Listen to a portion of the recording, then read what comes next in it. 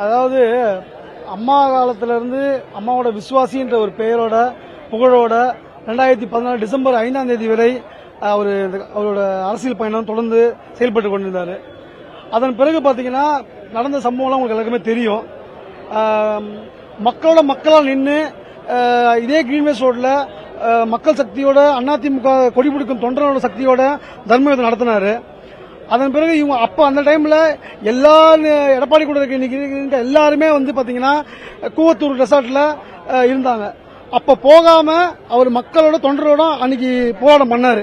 2014 to 2017 ஒரு வருஷ காலம் இந்த போராட்டம் தொடர்ந்து இருந்தது. அதன் பிறகு சமரசம் செஞ்சு சசிகலாவையும் டிடிவி சமாளிக்க முடியாம திராணி இல்லாத எடப்பாடி பழனிசாமி திரும்ப வந்து இவர்கிட்ட தூது அனுப்பிச்சு பேசி இன்னைக்கு வந்து அவர் வந்து திரும்ப இணைஞ்சாரு. 17 டு 21 ஆட்சி பண்ணும்போது இணை ஒருங்கிணைப்பாளர் என்ற ஒரு கட்டமைப்புல அதிமுகவில் இருவரும் சேர்ந்து பயணித்தாங்க. 21 தேர்தல் சந்திச்சாங்க. 21 தேர்தலில் ஐயா ஓ பன்னீர்செல்வம் இருக்கும்போது எல்லா விதமான உழைப்பும் கொடுத்தாரு, எல்லாம் பண்ணாரு. 75 தொகுதி கூட்டணி கட்சியோடு ஜெயிச்சோம், பிஜேபியோட கூட்டணி வைத்து. அதன் பின்பு ஒற்றை தலைமை என்ற ஒரு பிரச்சனையை கிளப்பி இன்னைக்கு வந்து கட்சியை கபலீகரம் செஞ்சு அவரை வெளியே அமைச்சு இன்னைக்கு அவருக்கு ஒரு கரை வெட்டி கூட கட்ட முடியாம அதிமுக கொடி கூட பயன்படுத்த முடியாம ஒரு முன்னாள் முதலமைச்சரை ஒரு அதிமுக 50 வருஷம் அரசியல்வாதியை இந்த நிலைக்கு கொண்டு வந்து இப்படி தள்ளினதுக்கு அப்புறம் உங்களுக்கு எங்க மேல உங்களுக்கு என்ன வந்து வன்மம்? நாங்க எங்க வேணா போவோம், எங்க வேணா இருப்போம். நீங்க அம்மாவே மறந்துட்டீங்க. எங்க அம்மாவுக்கு அவர் என்ன கேட்டாரு? இத்தனை வருஷம் அரசியல் வாழ்க்கையில் அவர் கேட்டது ஒண்ணுதான். மாண்புமிகு இளைஞர் புரட்சித் தலைவர் அம்மா அவர்கள் பல்வேறு கஷ்டங்கள்ல மேல அந்த அரசியல் பண்ணாங்க. அவங்களுக்கு கழகத்தோட நிரந்தர பொதுச் செயலாளர் கட்சி விதிப்படி கழகத்தோட நிரந்தர பொதுச் செயலாளர் பதவியை உச்சபட்ச பதவியை அம்மாக்கு நிரந்தரமா கொடுக்க சொல்லி 2019 தீர்மானம் போட்டு பொதுக்குழு கூட்டி தீர்மானம் போட்டாரு. அந்த பொதுச் செயலாளர் பதவியை மட்டும் நீங்க கொடுங்க, வேற எனக்கு எந்த பதவி வேணாம்.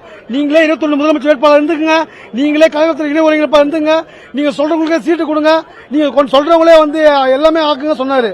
ஆனா நீங்க உங்களை வளர்த்த தாயி, உங்களை வளர்த்து உங்களை வந்து இயக்கத்தில் வந்து உங்களை வந்து உருவாக்கின ஒரு முதலமைச்சர், உங்களை இயக்கத்தை வந்து வழி நடத்த ஒரு தாய், அந்த தாய்க்கே உங்களால ஒரு பொதுச்செயலாளர் பதவி உங்களால விட்டு கொடுக்க முடியலன்னா அப்போ நீங்களா என்ன அந்த அத்தனை வருஷம் பதவி சுகத்தை அனுபவிச்சீங்க, எல்லாமே பண்ணீங்க. ஒரு பதவி அதே ஒருங்கிணைப்பாளர் பதவியை நீங்க வைத்துக் கொண்டு நீங்க அரசியல் பண்ணுங்க. அவர் இணை ஒருங்கிணைப்பாளர் இருக்கட்டும், அவர் பதவியே வேணாம் சொல்லிட்டாரு 6 மாசத்துக்கு முன்னாடி. அப்பயும் நீங்க உங்களுக்கு வந்து அது முடியல. உங்களுக்கு அப்ப அம்மா மீதே உங்களுக்கு அவ்வளவு வன்மம் இருக்குது, சசிகலா அம்மா மீது உங்களுக்கு அவ்வளவு வன்மம் இருக்குது. அப்போ ஒரு பெண் நம்ம அடிமையா வச்சிருந்துக்கிறான்னு சொல்லிட்டு உங்களுக்கு அவ்வளவு வன்மம். இதுதான் உண்மை. அப்ப நம்ம ஒரு பெண் இத்தனை வருஷமா நம்ம அடிமையா இருந்தால இனிமே அதிமுகவில் எந்த பெண்ணும் உள்ள வரக்கூடாது. உங்களுக்கு எந்த பெண்ணும் வேணாம், பெரிய தலைவியா அம்மாவும் வேணாம், சின்னம்மாவும் வேணாம், ஐயாவும் வேணாம், யாருமே வேணாம். நீங்க என்ன பண்ணுங்க, லாட்டரி வித்தவங்க பொன்னாடி வந்து கூட்டு வந்து வச்சு பதவி கொடுத்து மாநில நிச்சயம் கொடுத்து என்ன பண்ணுங்க, எல்லாருக்கும் இந்த தொழில் பொன்னாடில வந்து பணம் கொடுத்து பதவி போட்டு கூட வச்சுக்கின்னு போட்டோ எடுத்துங்க. நாங்க எங்க வழியை பாக்குறோம். அரசியல்ல எதிரியே பழனிசாமி தான், துரோகியும் பழனிசாமி தான். இந்த 26 தேர்தலில் அதிமுக தோற்க அடிக்கப்படும். ஐயா ஓபிஎஸ் தலைமையில் கழகத்தை பணி செய்வோம், திமுக வெற்றி பெற வைப்போம். இதான் தொண்டனோட பலி.